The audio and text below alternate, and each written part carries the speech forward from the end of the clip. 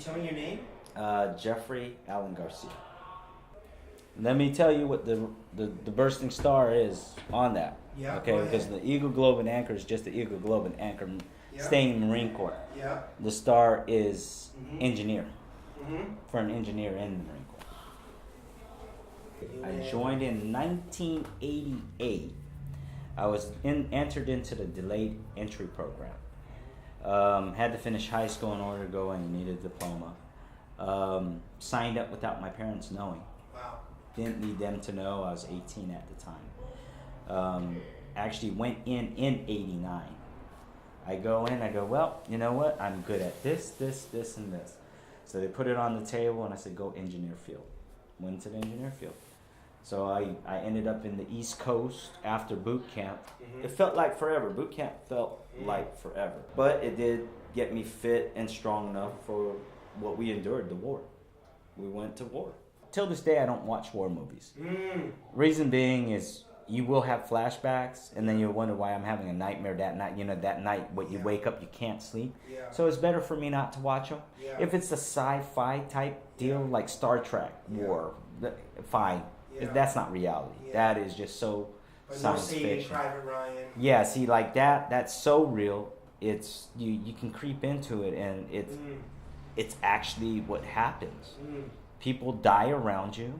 You look and you go, and you'll find yourself, hey, Tony passed. He's dead. He's not here. What are you talking about? You know, and then you got people that are in denial because they weren't there when it happened. Oh, don't mess with me. Go get Tony. You know, he owes me some money. We got to get this taken care of. You know, tell him we'll meet. And then you just break down at that point because you see the denial in the other person. But in reality, Tony's gone. Damn it. Okay, hey, let's get these tanks up. That was my second coming back into the war because the ground war hadn't set off yet. It was all air attacks. Yeah. But our support on the ground were all tanks. So we were advancing, and then we just froze. We stayed in a spot for over 4 months. But it was such a secure perimeter, we didn't want to move. And you look around at everybody, be it eating, be it on guard, be it just passing in a vehicle, and you wonder, am I going to see that person tomorrow? Yeah. You know, Yeah. or does he get to go home? You know, if you get that $1 million wound, you get shot in the right spot, you get to go home. And you wonder about that. Yeah. Would you go out there and purposely do it so you could go home? Wow. And no.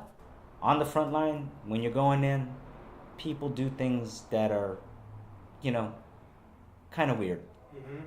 Like peeing on themselves and falling down. You could get the biggest, strongest soldier fall down crying like a baby. Person's shit on themselves. After everything settled down, then, you know, we were given a talk by the captain at the time, and he said, What's you his know, name? he was just captain.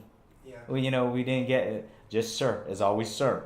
Yeah. So, and when he gave us a talk, it was, I think that talk should have happened before we went in. Before the ground offensive talk started, you should have told us people are going to fall down, cry like a baby, and then, you know, shit on themselves. But the main thing about that, he said, take a look around you. That Marine may not be there tomorrow. Yeah. On the note of combat, when it comes to combat, there's some things you do talk about, some things you don't talk about. Yeah. The camaraderie, the brotherhood of how things work.